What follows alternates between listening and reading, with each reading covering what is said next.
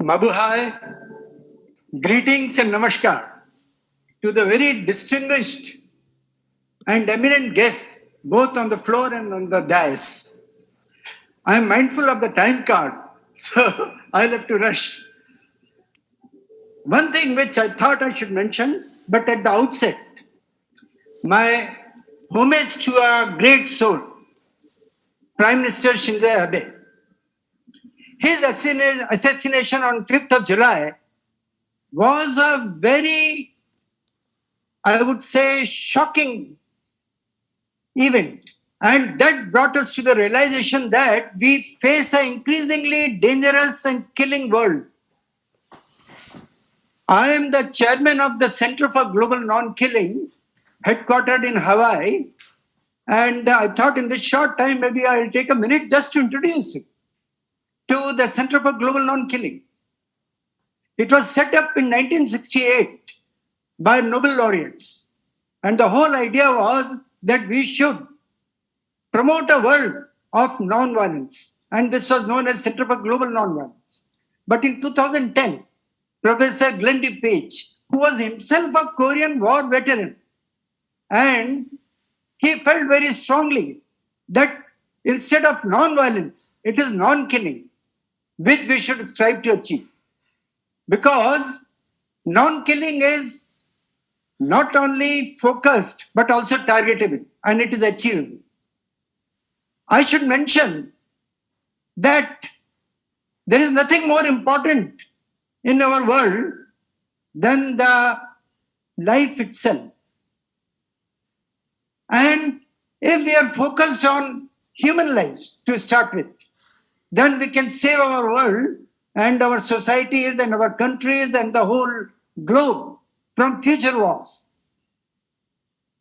One interesting finding at the Center for Global Non-Killing, where there are 800 scholars, is that only 0.5% of humans have actually killed in the entire human recorded history, which is 5,000 years. And that can bring us to the stark realization that humans by nature do not kill. Then what is the problem? The problem is that we have encouraged a world of politics, be it the Koreas, the Vietnam, Iraq, Afghanistan, Syria, and now Ukraine. We are promoting walls of, these are the walls where we promote not only dissuasion, also we promote mutual dislike, disrespect. And I should tell that most of the religions in our world, most, I would say all, they promote a non-killing world. So now is the time, and I will come straight to Article 99 of the UN Charter, where it is possible for North and South Korea to sit down.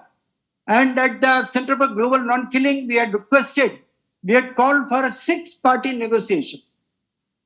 And incidentally, all of them are now with the UN.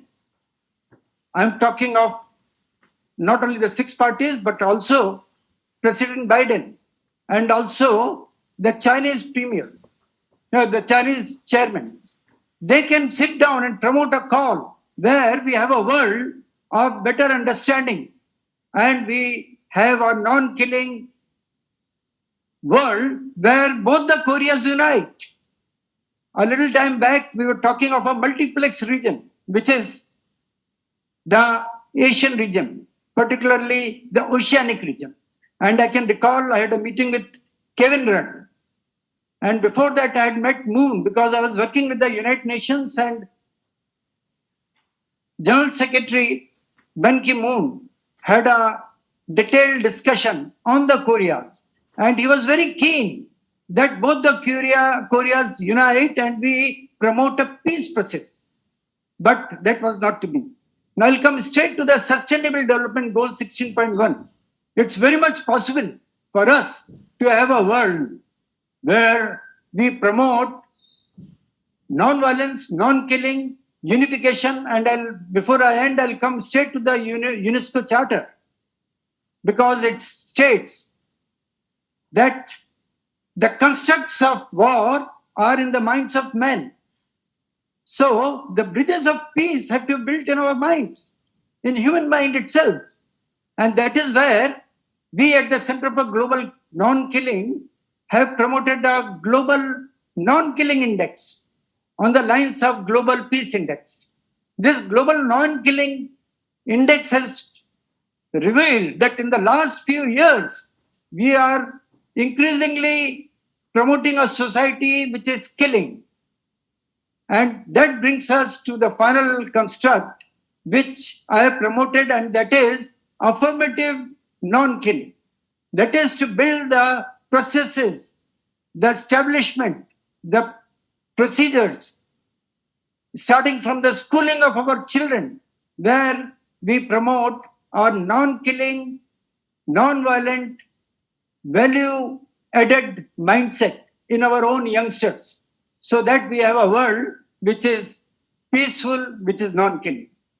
I won't take much time, but again, I would like to particularly thank the Universal Peace Foundation, the Universal Peace Federation and Mother Moon. They have done a commendable job for the last few decades, and I compliment them as I thank all of you.